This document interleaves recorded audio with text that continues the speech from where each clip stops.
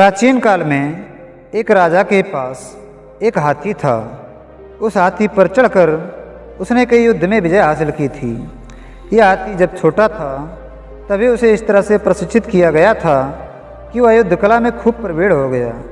युद्ध में सेना के आगे चलते हुए यह पर्वत सा हाथी जब गुस्से से चिमड़ता हुआ दुश्मन की सेना में घूमता था तो दुश्मन के छक्के छूट जाते थे। इस तरह से इस बलवान हाथी की कीर्ति चारों दिशाओं में फैली हुई थी। उसकी कुशलता का लोग बहुत गुणगान करते थे। धीरे धीरे समय के साथ साथ वह हाथी वृद्धावस्था की ओर बढ़ने लगा। उसकी चमड़ी ढीली हो गई। उसकी जवानी का जोश और पराक्रम जाता रहा। अब उसे केवल हाथीशाला में ही रखे जाने लगा तो उसका महत्व कम होने के कारण उसका पहले जैसा ध्यान नहीं रखा जाता था। उसे मिलने वाले खाने भी कम कर दी गई। कई बार तो बूढ़े सेवक के ध्यान चूक जाने के कारण उसे भूखा प्यासा रहना पड़ता था। इन दिनों से ठीक से पानी नहीं मिलने के कारण और एक दिन बहुत प्यास लगने के कारण वह हाथीशाला से निकलकर एक पुराने तालाब के किनारे चला गया। वहाँ उसने खूब छक्कर पानी पिया और नहाने के लिए गहरे पानी में उतर गया। लेकिन तालाब में ज़्यादा कीचड़ होने के कारण वह वृद्ध हाथी उसमें फंस गया।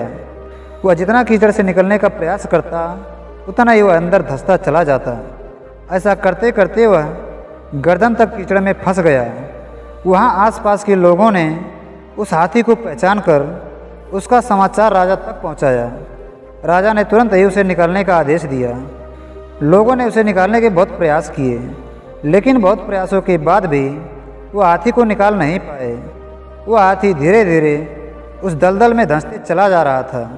सभी उसे मौत के मुंह में जाते हुए देखने को विवश थे। तभी उसे रास्ते से भगवान बुद्ध गुजरे। राजा ने बुद्ध को देखा और उनको नमन किया। उसने उस हाथी को दलदल से निकालने का उपाय पूछा। भगवान बुद्ध ने भी उस हाथी के युद्ध की कुशलता की चर्चा सुने थे। बुद्ध ने हाथी को निकालने वाले सभी लोगों को अपने पास बुलवा लिया और सारे आदमियों को युद्ध के सैनिकों की वेशभूषा पहनाई गई और वे सभी वाद्य यंत्र भी मंगवाए गए जो युद्ध के मौके पर काम में लिए जाते थे। उन्होंने उन वाद्य यंत्रों को बजाते हुए हाथी की ओर बढ़ने के लिए कहे। हाथी के सामने युद्ध के नगाड़े बजने लगे और सैनिक इस तरह से उस हाथी की ओर बढ़ने लगे जैसे वह दुश्मन पक्ष के हों। यह दृश्य देखकर उस हाथी में गजब का जोश आ गया। उसने जोर से चिहाड़ लगाई और दुश्मन पर हमला करने के लिए अपनी पूरी ताकत का इस्तेमाल करते हुए कीचड़ को रौंदते हुए तालाब के किनारे पहुंच गया और दुश्मनों पर हमला करने के लिए दौड़ने लगा। आखिरकार उसे नियंत्रित कर लिया गया। इस तरह से वह हाथी अपने मनोबल के कारण अपनी जान बचा पाया।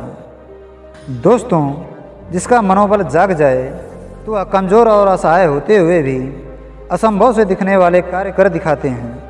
मनुष्य की सारी सफलताएं उसके मनोबल पर निर्भर करती है। अपने प्रचंड मनोबल के दम पर वह हर लक्ष्य को प्राप्त कर सकता है। इसलिए हमें कभी भी अपना मनोबल कमज़ोर नहीं पड़ने देना चाहिए। हो सकता है कुछ असफलताएं मिलें, थोड़ा समय लगे, लेकिन हमें दुगने उत्साह के साथ वापस उठ खड़ा होना चाहिए और फिर से भरपूर प्रयास करना चाहिए।